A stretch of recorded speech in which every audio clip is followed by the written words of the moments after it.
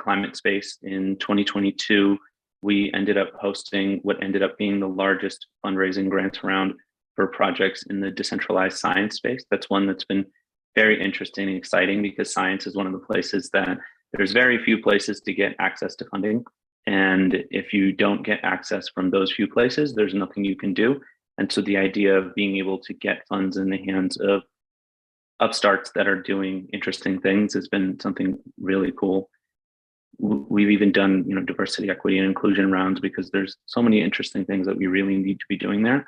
And Gitcoin's been an amazing platform to work with. I mean, because of we crunched some numbers, and based on projects that were once grantees of ours that have gone on to be successful companies with private venture funding valuations or token launches, we were able to estimate or guesstimate that it's like 28, $29 billion in global financial impact that's been done as a result of the 72 million we've distributed, which is amazing. And some of these other things that I've gotten a chance to do. A little bit more on what is Gitcoin. It was founded in 2017 with the idea of using hackathons, which I'll talk about a little bit, and then bounties, which are just essentially a job board for things that need to be done. That we thought, Kevin Waukee, who's the founder, thought would be a good way to get builders in this space fairly compensated for the work that they're doing. In 2019, there was a report that came out from Glenn Weil, Vitalik Buterin, and Zoe Hitzig. Vitalik is one of the founders of Ethereum, and it was this idea of quadratic funding, which I'll explain a little bit, but the easiest way to explain it would be to say that it's a democratic form of funding where the community that's voting on where they feel capital should go gets to make the decision, as opposed to it being Gitcoin or some of the organizations that are doing the actual funding. And we chose to fund what are considered public goods. This tends to be a little bit of a contentious definition for people in how they choose to define it, at least in the Web3 ecosystem. The way that I see it is sort of the infrastructure, the rails of the Web3 ecosystem, the highways, the roads, the bridges, the tunnels, sort of something like that, if you were to use an analogy though. So what is QF? It's a democratic form of capital allocation where it's a crowdfunding platform where donors come together and make individual donations. Usually we've seen on average of $12 per crypto wallet, but as low as $1. And those donations end up counting as votes. And so this allows for sort of a bottom-up decision-making in how the capital ends up being distributed to projects that we're working with. Looking at this is just like a little bit of a sliding scale that we've created on how matching works. And I'll explain what that means in a little bit. It sounds a little bit like magic, to be really honest with you, because there have been times that for each $1 donated, there have been projects who received an additional $100 in funding. And so one of the reasons that we've found that so many of our community continue to come back to be able to donate is because of the feeling that they get that they're actually making a change, because normally they might feel like, their $1 is just $1 and it's not actually contributing to anything really in the long run. Whereas the way that this works out is that their $1 can have an outsized impact as compared to what their donation is in particular, which we've found and chatted with a lot of people about how it's just a much more empowering way to be able to vote on how they feel funds should be allocated in the communities that matter to them. So why quadratic funding? And this will get a little bit into it. We've been doing top-down decision-making, and everyone here has dealt with top-down decision-making for the way funds end up moving. There's typically 3 to 5 people that are sitting in a room. Those 3 to 5 people get to make decisions. Those decisions end up impacting that, people that are far removed from the actual communities that the decision maker tends to have anything to do with. And so this idea for quadratic funding had essentially been, if you can pool large portions of capital into what are called matching pools. And for us, we have raised these funds from all of the largest companies in the crypto ecosystem. Someone in the chat earlier mentioned the Filecoin Foundation.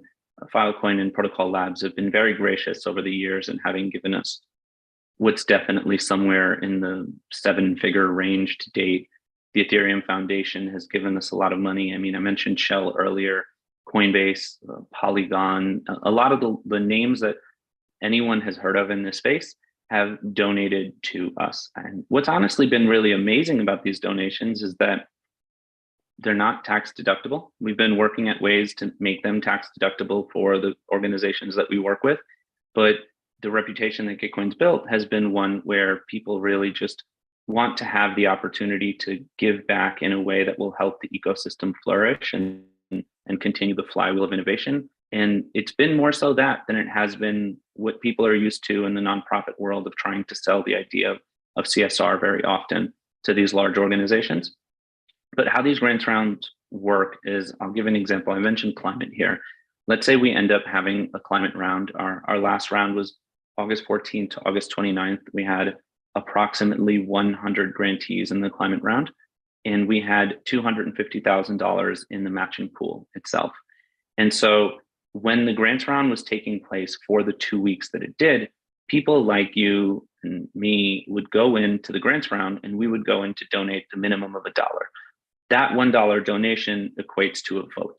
And so in the example you can see here, if there is a specific grant that gets a $100 donation from one person, and then there is a second grant that ends up getting multiple $10 donations that, let's say, still amounts to the same $100, while the first person gets the $100, based on how the matching pool and quadratic funding works, grant two ends up receiving more money from this $250,000 matching pool.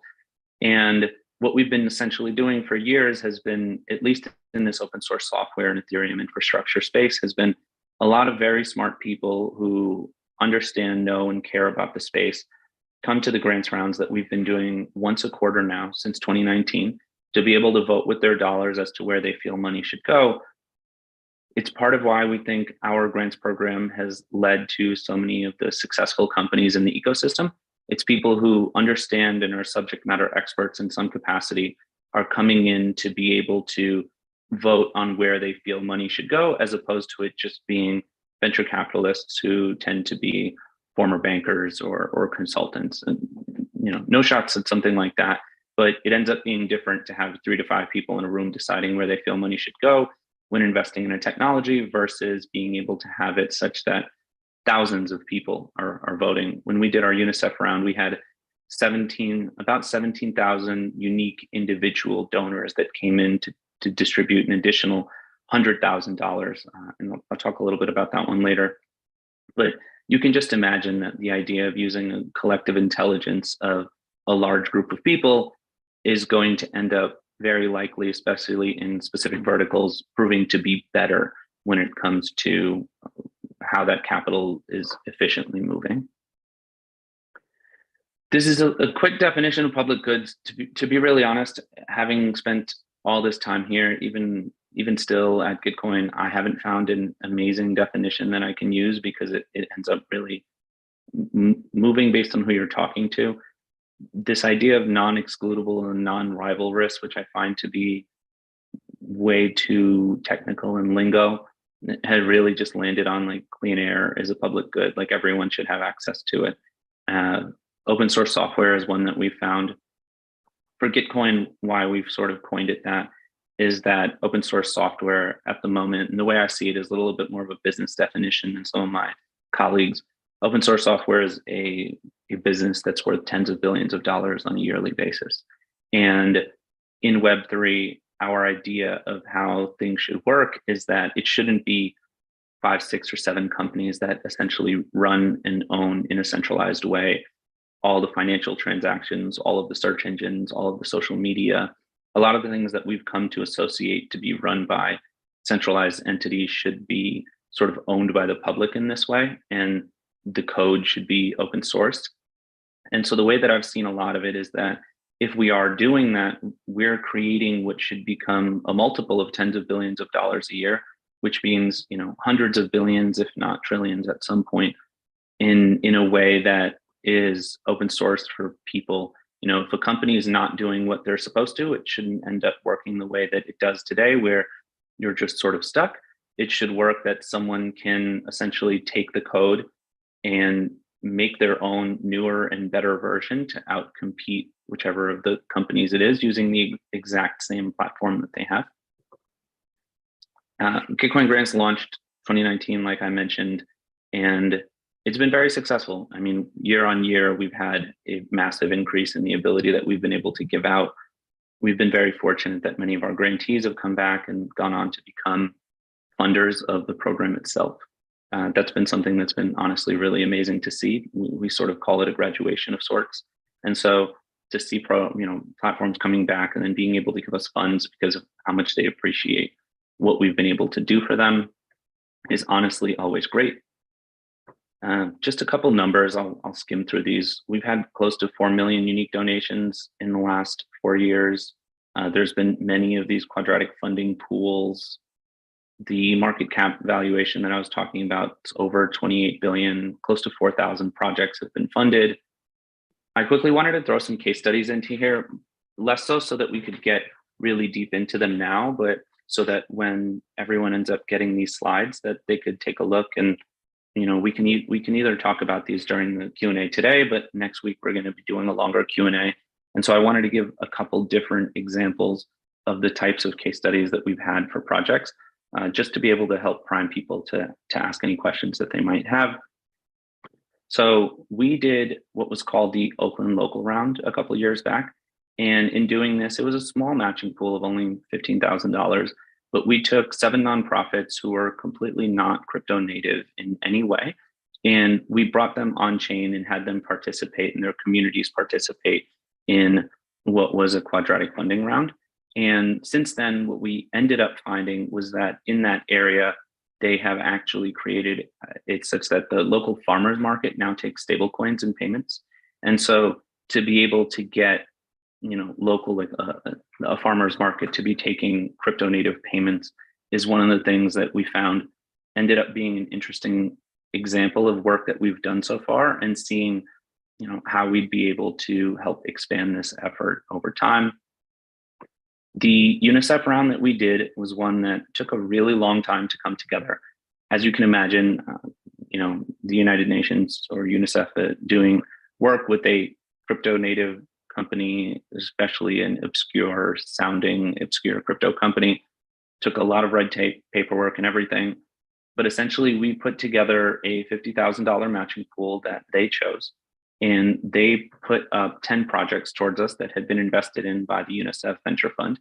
And they just wanted to get an example of how exactly this bottom-up fundraising mechanism would end up working. It ended up being extremely successful. Like I was mentioning, we had close to 17,000 individual unique donations that happened over the course of 12 days. And this ended up resulting in over $150,000 being distributed to these 10 projects that are working on a bunch of amazing things. Optimism. This is without getting too technical, one of the much more successful and popular companies in the crypto ecosystem. They make it cheaper and faster to be able to do things on Ethereum itself. They joined us in the first grants round. They did not be a successful company. They've generated billions of dollars in user fees from people using their platform. There's billions of dollars in the token itself. And if you speak to anyone at the Optimism team, they will tell you just how helpful Gitcoin had been to their success. And then 1inch is another one of those examples. It's a platform that essentially allows people to go in and swap tokens for other tokens in a way that doesn't require having any sort of centralized entity to be able to do it. Like, I don't even know names of some of the centralized places that people do trading, but Coinbase would be an example of a centralized one, but for traditional assets. There are a bunch of them. You can't really trade stocks for other stocks in any way without there being a centralized provider. This platform, 1inch, allows anyone to go on, swap tokens for tokens. And since launch, they have done, hundreds of billions in trading volume, have a market cap that's usually sitting between 750 million and $1 billion. And the money that they received from Gitcoin ended up being one that the founder says, had this not happened, there would be no 1inch today. I thought there was a, never mind. I thought there was a slide in between here, but uh, now let's get into the actual sort of ideas as to how I've been thinking about and looking at what are some of the ways that nonprofits like yourselves can take a look at being able to get involved in getting access to funds in this space. And how I wrote it out was I wanted to say, what are some of the benefits? What are some of the drawbacks? And then what are the actual relevance for the nonprofits in each of these examples? So for anyone who's not familiar, a hackathon is essentially where a bunch of developers get together. Sometimes it's over a day, sometimes it's over a weekend, sometimes it's a little bit longer, tends to be a limited time frame though. And there ends up being some sort of reward, oftentimes cash, sometimes other things like credits from Google Cloud or Google AdWords and things like that. And people break up into teams. And then in doing so, they usually have some sort of prompt as to what they're supposed to build towards. But they come together, people group themselves, and then in this time frame, figure out the projects based on the prompt and end up building something for whatever that time frame is. If it's a 72-hour time frame, I ended up being the judge for a hackathon in San Francisco earlier this year. And we had them build consumer crypto products. And so as quickly as they could, oftentimes the people who are involved in this don't sleep much, ended up building out some stuff. And then after 3 days, we ended up sitting down to really be able to judge who ended up deserving. It was almost, I think it was $600,000 that we ended up giving away between cash and credits to different platforms. So the benefits of doing something like this is that you get to crowdsource the solution to the issue that you have. It's not just the people sitting in the room. You get to be able to bring together people from all over to get to see how you might be able to solve this issue. It means bringing together tech savvy people to sit down to figure out how they want to do it. And in ways, I think that it brings about awareness to the not only the mission, but some of the problems that nonprofits might be facing. So let's say a nonprofit was to host a hackathon. This ends up being one where a bunch of developers would be able to come together. They're the tech savvy people. They see what some of the problems might be, and they start figuring out how they might be able to look to solve some of those issues. Drawbacks to this, you need to have some sort of technical oversight. This is one of the ones that I've seen more and more, is that there are IP considerations that you need to look at. Perhaps like once the product is done, who actually ends up owning it is something, when it comes to some of the crypto ones I've seen, the purpose is to be able to build a product that may end up being something that turns into a company later on. Many companies actually like take hackathon ideas and then say that they were successful in a hackathon and go on to try to raise capital for it or build a company around it. And so I think that if it was solving problems for nonprofits, it would be interesting to have to think about exactly how that portion of things would work. And it's also, some of the problems that I imagine many of you face are not small problems.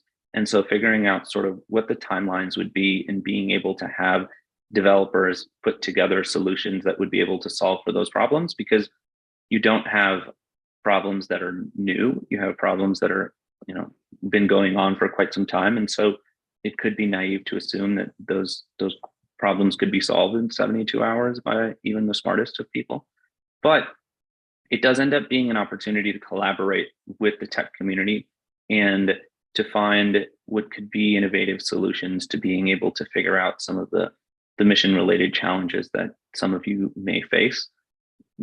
It's something that I've thought about quite a bit, and we've been talking with some organizations on what it would look like to be able to host it.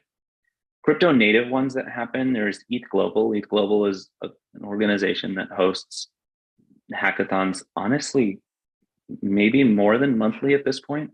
They do them all over the world, and they have their own prompts. They have, money that they're giving away. All the companies get involved. Sometimes companies get involved because they have specific solutions that they need to be able to figure out. Instead of internally developing as much as they can, they figure out what exactly can we do or give away to be able to maybe get this problem solved from the outside. BiddleBox is a white label solution to be able to do hackathons that's been successful of late. And they've been one that have been working with a lot of organizations and sort of making it easier to host the hackathon, but as a result are also sort of in the middle of making some of those hackathons happen. And finally, there's one named Zuzalu. This was a really interesting one that came about a couple months back. The founder of Ethereum decided that he wanted to bring together some of the smartest people in the world in crypto to be able to solve for different problems that we're looking at.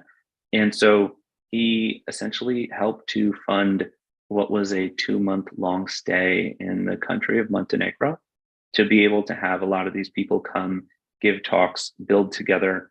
And since then has turned into a Hacker House series. That the last one that I attended, there was a big one in Singapore. There was a big crypto conference in Singapore a few weeks back, and they hosted one. They're hosting one at the next larger crypto conference that's going to be happening in Turkey as well. They haven't done anything that has been specific to nonprofits, but they're very interested in the idea of public goods, and I thought that could be an interesting one. Next concept is accelerators. I'm not sure how many of you have heard of accelerators, but they're programs that you apply to, cohort-based, and they offer a variety of things. So there tends to be funding. Sometimes there's office space, and then there's other resources in the form of, people who are subject matter experts and can be mentors because they're successful past entrepreneurs. Sometimes it's access to free legal advice. One of the interesting things that can come about is being able to get access to the alumni network, especially for some of the ones that have been more successful, where you get to be in a position that you'd get to reach out to successful founders of companies that were at one point part of the accelerator. And the alumni networks end up being one of the larger things. These tend to involve being able to offer equity. Benefits of them, obviously, being able to take a short time frame. These tend to last for a few months. They're not very long. It'll be a couple months long. And they have a really big focus on the growth and development of whatever project that is. You get access to the mentors and the investors that are there.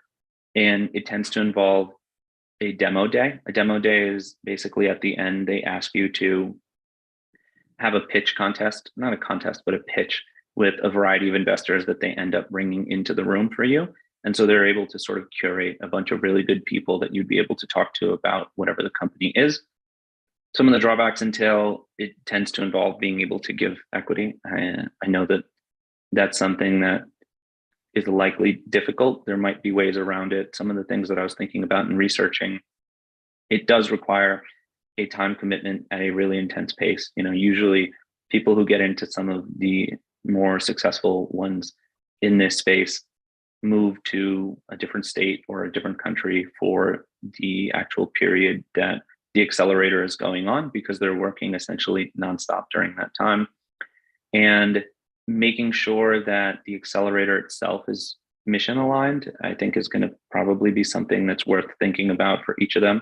So while there might be many of them, making sure that some of the alumni, who the mentors are, who the investors would be, and even just the general brand and sentiment of the accelerator would line up with whatever you guys are looking at. I think that this is a really interesting avenue that I haven't seen explored, but I could be wrong, is that being able to make hybrid structures of companies that could sort of be like under a holding company of the nonprofit. And again, I don't know exactly how that portion of things works, but it ends up creating a position where perhaps there's companies that are created as a way to be able to solve some of the issues that these nonprofits are having. And it's a way, again, to be able to bring technology solutions like in innovative ways to be able to answer the problems that are having. I'm biased towards these for obvious reasons, but these are ones that you're able to apply to specific reasons. There's usually quite lengthy applications. Ours ends up being different, but this is not something where you end up having to give any equity away. So there's no dilution. There's, depending on the organizations you're working with, there can be support over a long period of time. most of the grants that I've seen in the crypto space don't give you all of the capital up front. Let's say you get $100,000, they will set up, 2, 3, 4 milestones and then work with you on being able to deliver those so that they can be able to give more tranches of money. And I think that this ends up working more with the charitable mission in terms of like how things work. The drawbacks here obviously is it's extremely competitive. In crypto, I would say that there's a little bit of an insider problem that also takes place in these, is that there are so many applications that end up coming in that sometimes it's easier for people who already know people to get access to some of those funds. And I'm also unsure, at least for non-crypto companies, how reporting around this works from a tax perspective. We found this to be one of the questions that people have had quite often for us. Crypto companies, not all, have a habit of incorporating in places where there are no taxes.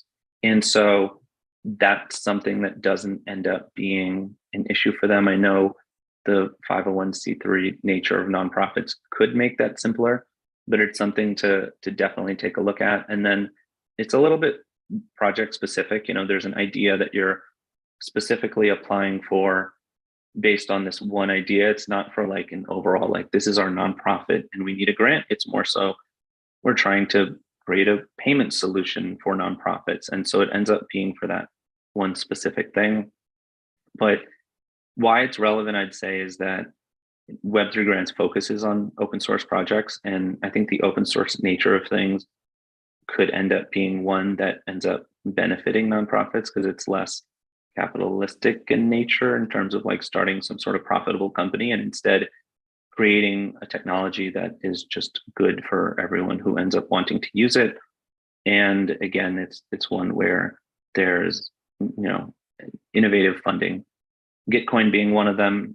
When I say native grants programs here, there are many companies in the crypto ecosystem who run their own grants programs. And the reason that they've had to do this is that because, what's the best way to say it? So because there are so many blockchains that people can build on and so many companies that they can build their products with, there's essentially been something where you have to create a pool of capital to incentivize builders to want to build on Ethereum versus something else. Because if a builder sits down and they can build anywhere, why should they build on your chain? And so you end up having a situation where there's actually a lot of grants programs that you can apply to. You end up having to sit down with understanding the benefits and drawbacks of each one, where there are some chains that people in the crypto ecosystem would joke are ghost chains. Ghost chains meaning that no one is there, no one is building, and it is just a token that is being speculatively traded.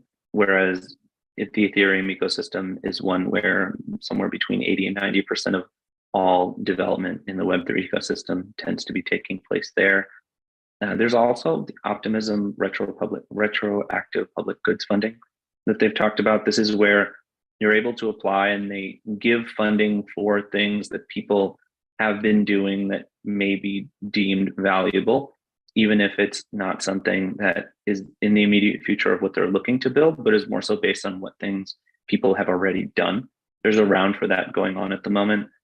It's a little bit of it's like a strange concept to take in, but they at the moment are giving away, I think, somewhere between $20 and $30 million. The applications for this one close later this month. And so people have been applying all over the place. Venture capital. This is one that, many people know about. It's simply, financial investment in early stage companies in exchange for equity. It ends up, specifically if you're working with the right VCs, being something that can be really good. There's access to large pools of capital. There's mentorship that comes from the VC funds. Some of the bigger funds, even, they will handle all of your HR. They will handle helping you with legal. They will do so many things for you, particularly some of the better VCs, Andreessen Horowitz being one of them, which is A16Z listed below. the amount of things that they offer to the entrepreneurs they invest in outside of just capital is pretty amazing. And it's part of why it can be competitive to get access to their funding. But people who get it, they want to make sure that their entrepreneurs are focusing just on building companies. And a lot of these funds, very large, lots of capital, but that also comes with having amazing networks to be able to help you in closing partnerships. Drawbacks here, obviously, there's equity dilution, the misaligned incentives in that, the VC is incentivized to get companies to grow very quickly, to become very profitable so that they can sell the company to someone else or so that they can try to take the company public. I'd say that that's definitely one of the considerations. And so it goes sort of back to when I was talking about this like potential hybrid structure related to accelerators, but it does create the idea of having tech-oriented social enterprises that can be funded, and this hybrid structure for creating for-profit subsidiaries could be one that isn't as focused on creating the most profitable company, but figuring out how to answer some of the problems that nonprofits might be facing. Some examples of really well-known VCs would be Andreessen Horowitz, A16Z, Variant Fund, Union Square Ventures, Finance Labs, OKX Ventures, Foresight Ventures, Hashkey Capital. These are companies from all over the world, whether it's Asia or in the West. Many of them tend to have subsidiaries all over the place as well. And so you don't need to necessarily be based by any means where they are. It's just something about getting in touch with them.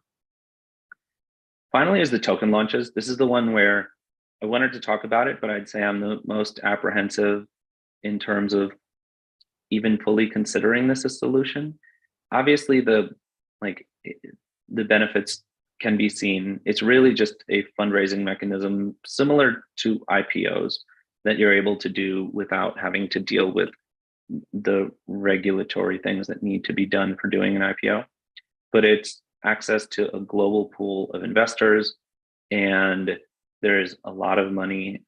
There's, the token economy is something that has been growing and in terms of launching tokens. And the biggest thing is really just you can raise a ton of capital. Major drawback is the regulatory concerns and scrutiny. There is a lot happening, particularly in the West, around lack of regulatory clarity in this space. And without regulatory clarity, it puts anyone in a strange position if they're launching a token. And, other than that, there's a lot of scams. I mean, I think the SBF trial, Sam Bankman-Fried, who launched FTX and is on trial for a massive Ponzi scheme, just started yesterday, I believe. And so there are definitely scams in this space. There's definitely poor management in this space. The trial with FTX involves both of them. And the other thing is volatility. It really comes in, Gitcoin, as an example, had a token that was at one point valued at close to $30. I think it went to 29 and change. I think today, when I looked earlier, it's 88 cents. And so being able to really understand everything around having proper management of launching a token can be very difficult. There are relevance here that, you can create incentives for donations and community engagement through these sort of tokens, sort of as like a community, like a social token for the community. But again, there's so much legal and financial advice that are needed. These companies that I mentioned below as examples, many of them have created lots and lots and lots of value. But this is definitely one of the ones to be a little bit more apprehensive about. And yeah, that's everything from me for now. I wanted to leave my contact info. I know we'll be chatting next week as well, but my email address is right there. I tend to be on Twitter quite a bit, and Telegram is the crypto native messaging solution that sort of everyone ends up using, and it uses handles as opposed to cell phone numbers. And so if anyone wants to get in touch with me there as well, I'd love to chat with you.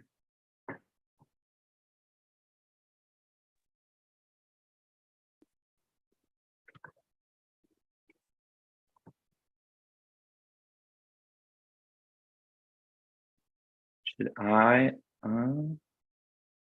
unshare my screen? How should we go about this, Billy? Yeah, I think you can stop sharing, and I think Anne's going to do Q&A. Let's see what we have in the queue for questions. Thank you for that, Azim. That was excellent. Thank you. We had one comment from Nick who was sharing a little bit about what he's been working on. He wants to get in touch, but I thought it'd be worthwhile just sort of bringing up what he was talking about. So he says, we're a social startup aligned with SDG 16. We're building a civic media platform as a decentralized autonomous organization owned and managed by all users through forging digital democracy with blockchain technology, defending data ethics with revenue sharing, promoting critical thinking with gamified learning. He says he's been in blockchain since 2011 and has been involved in Taiwan's exchange system. So yeah, some great projects that are happening here.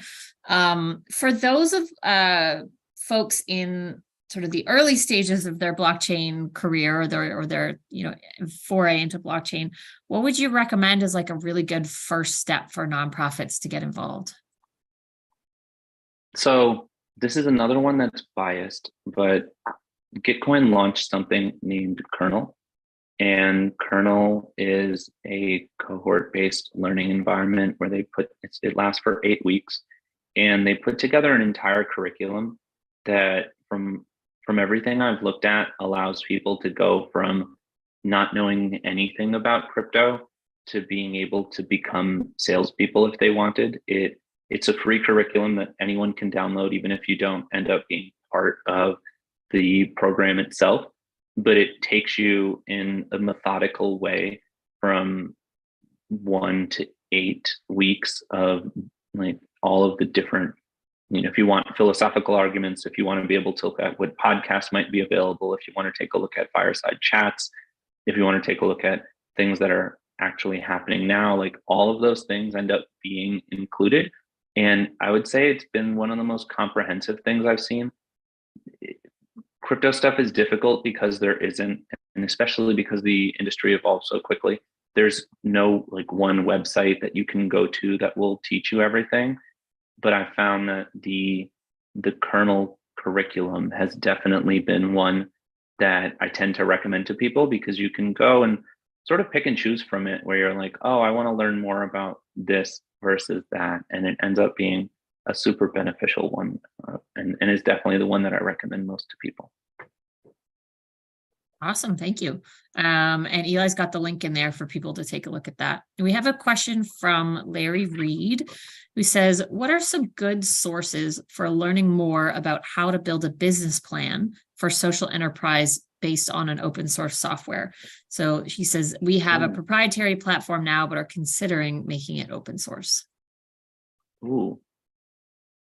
I don't know that I know exactly where to point you in terms of materials, but please reach out to me, because I know individuals that I can think of that I'd want to connect you to that would be able to talk more about that. But specifically, any articles or podcasts, there's nothing that comes to mind that I'd be able to send you in the most concise way at this moment. But I'm going to take note of this, and there's a couple people I'd have in mind, so please make sure to reach out.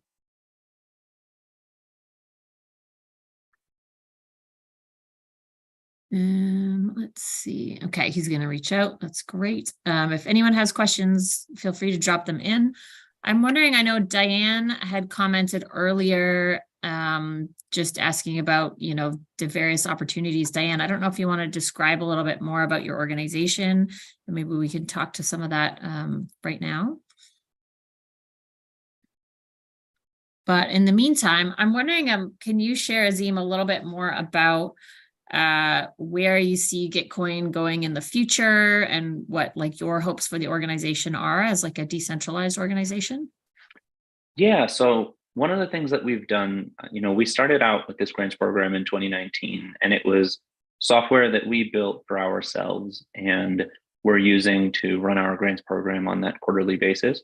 And what we found was that other companies in the ecosystem who also had grants programs would come to us because they saw the amount of engagement that we would get when we ran ours. and sort of as a supplement to their native grants programs would ask us, hey, can we run a round for us with these criteria to be able to do it? You guys get just a lot of people to come. And so we ended up doing that. But over time, what we found was organizations came to us and said, well, we want to run it, but we want to run it at a different time, or we want to run it for a different length of time. And so like, would it be possible for us to use your software?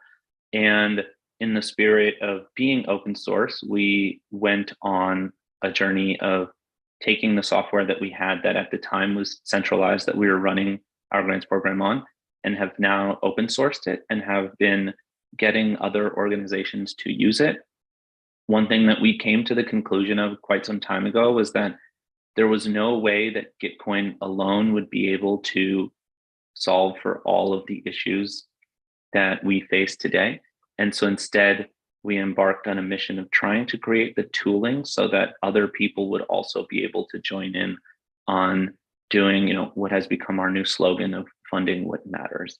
And so for us over the next 5 years, my hope is that many other Gitcoins pop up, as opposed to Gitcoin being in this position where month on month, we continued to be asked, well, why aren't you running a grants round for this? Why aren't you running a grants round for that? Why aren't you running a grants round for this?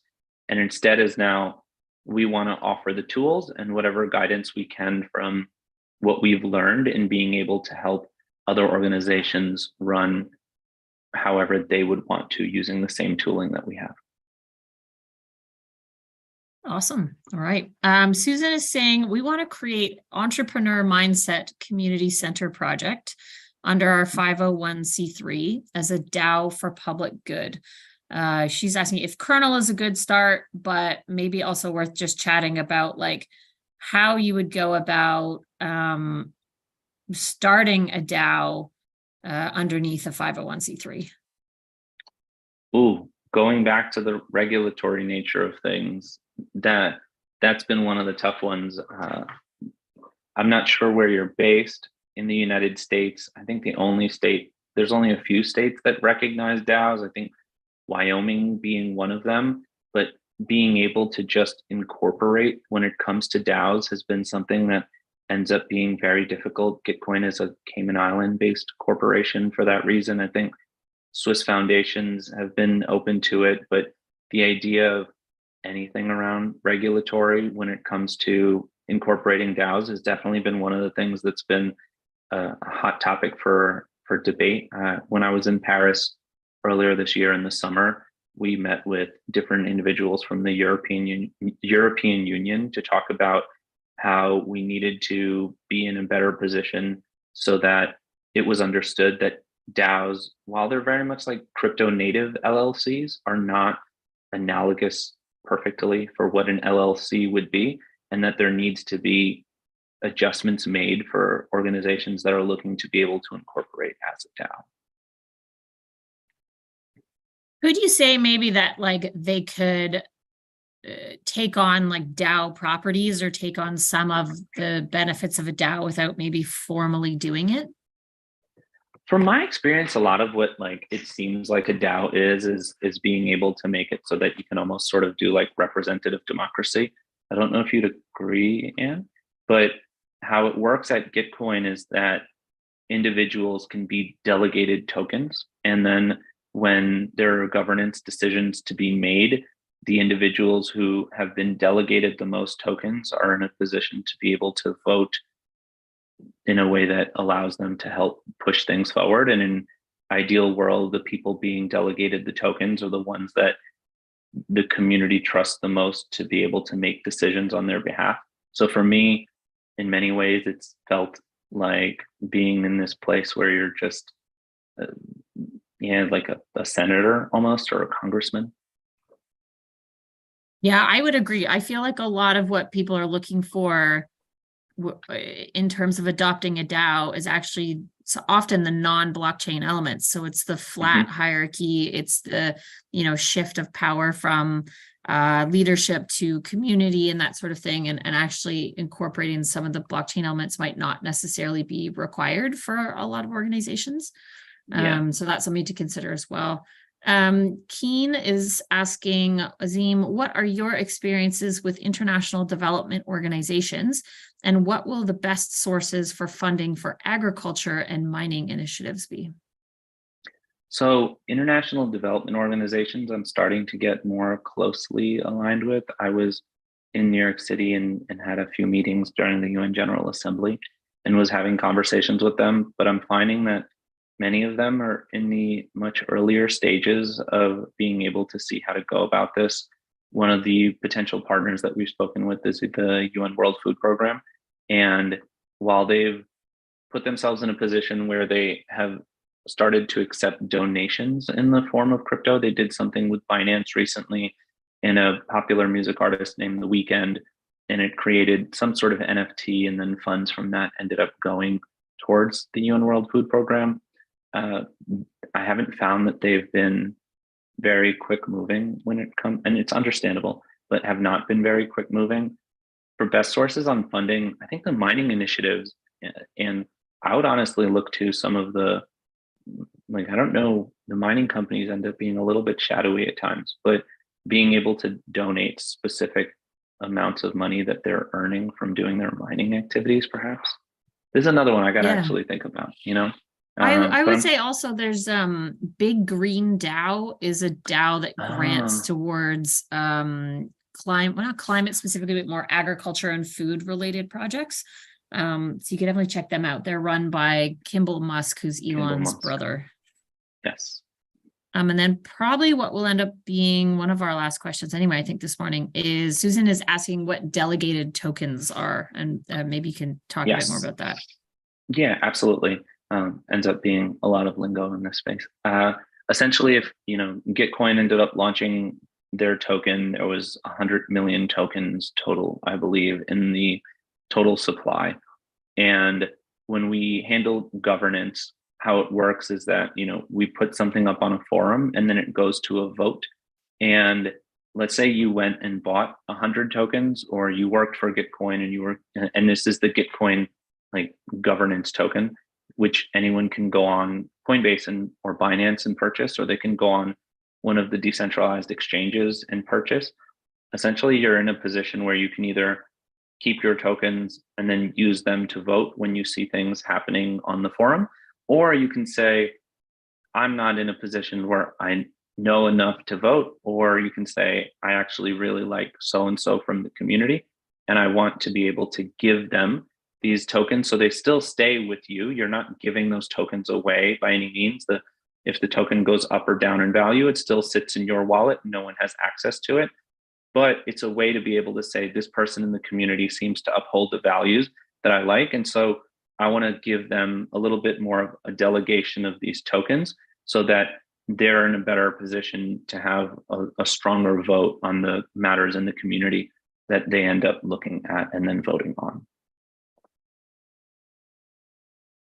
That's great. Thanks. I think that's it for questions. So Billy, we'll throw it back to you. Okay. Hey, I want to thank you, Azim, for spending so much time with us and your willingness to do a deep dive next week. For those of you out there who got some value out of this conversation, please drop love bombs for our friend Azim. And yeah, we really, really, really appreciate it. We know you're a really busy person, and timing out for us really matters. So thank you so much. This was awesome. The work that TechSoup does is amazing. I was looking into it more and more, and like, you guys do great work. For me to be able to spend a little bit of time making a deck and taking a bit of time out of my day is more than worth it. Really, really appreciate it. Thank you, Anne, for your awesome Q&A facilitation and knowledge, dropping the knowledge on us.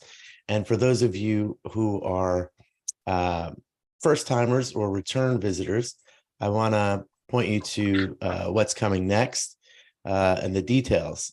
So we are continuing the conversation, same time, same channel next week with Azim. Bring your questions, do a little bit of deep diving. We'll get you the slides before this next event, and come with your questions.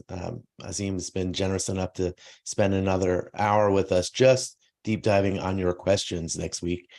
No talk, we can do a deep dive on Gitcoin as he has interest, or you have interest, or your specific questions. So please join us for that. And thank you all for attending. For first timers, please drop your feedback in our post-event survey. For return visitors, thank you so much for returning. We look forward to more of this over the next month. We'll be doing a weekly series on decentralized technologies in civil society. So please be sure to join us at future events. Thanks, everyone. Have a great day.